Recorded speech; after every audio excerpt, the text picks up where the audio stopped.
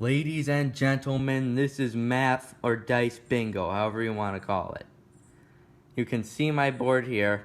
Here's how the game works. You roll dice, and we rolled an 11, so I can put it. We can put a chip on an 11 right now, right there.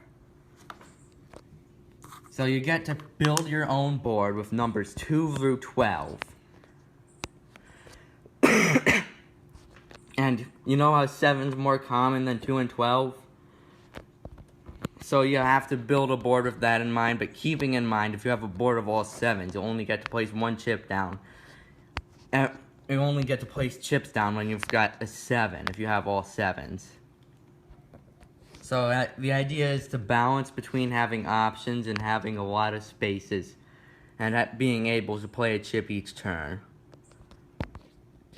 So, alright, build your board, Dad. Okay, so I take this under this understanding of probabilities, and we've determined that 7.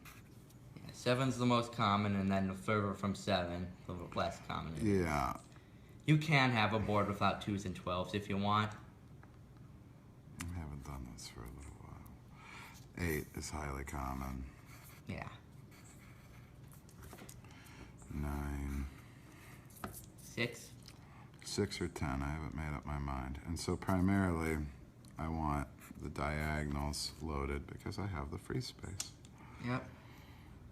Even though the free space takes a turn in this game mode, it adds for more strategy.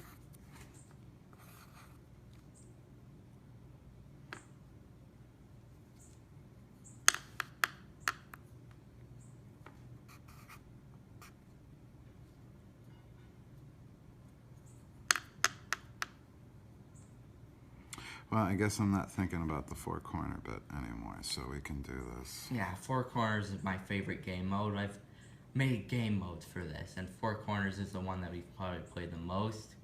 But this one's a bit more generic-like, so it's better to be playing this mode on YouTube. And the problem when you're thinking through the probabilities is I end up with having far too similar diagonal and outside rows. I don't ever go for anything internally. I don't know why.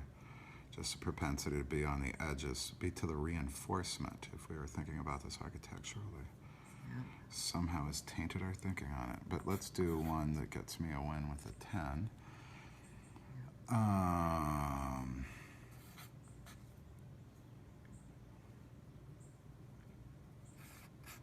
And just hope fortune comes my way. So you just subtly, that's my strategy, is you just kind of subtly shift the probability around. So let's do, we did 10 is our lower probability, but still a fairly high one. So I'm going to want another 10 and an 11.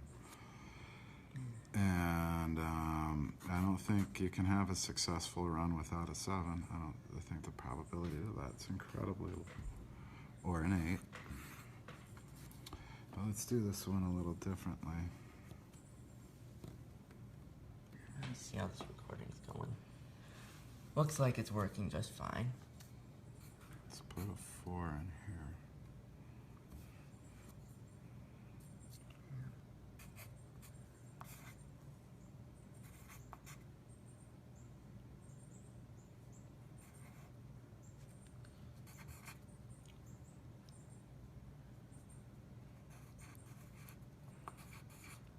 Now maybe I should have some with some. Now I don't want to repeat duplicates. That would be dumb. One strategy in this game is to make sure that you don't have any line that is the exact same as another. Right, but I'm even saying duplicate lines with, or duplicate numbers within a path to victory.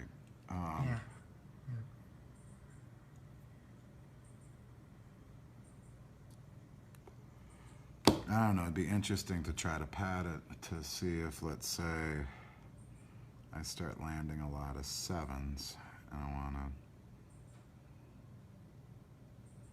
Okay.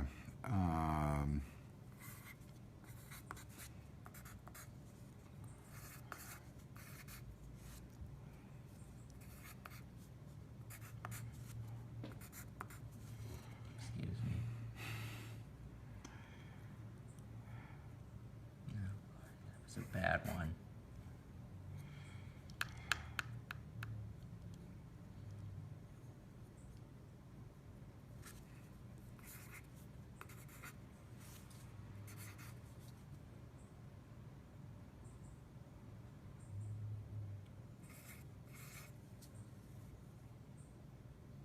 I'll have a duplicate.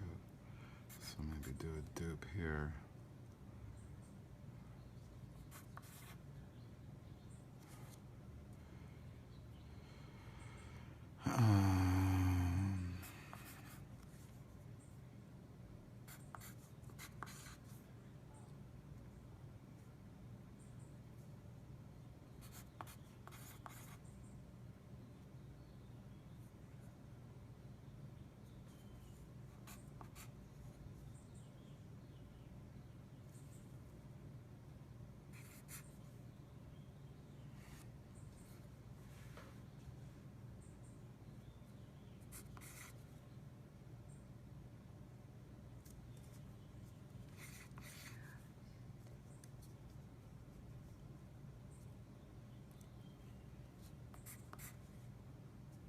It's a lot of 11s.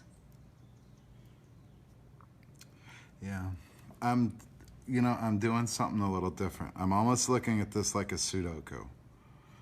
And so it's kind of with a couple of little variations in it. Yeah.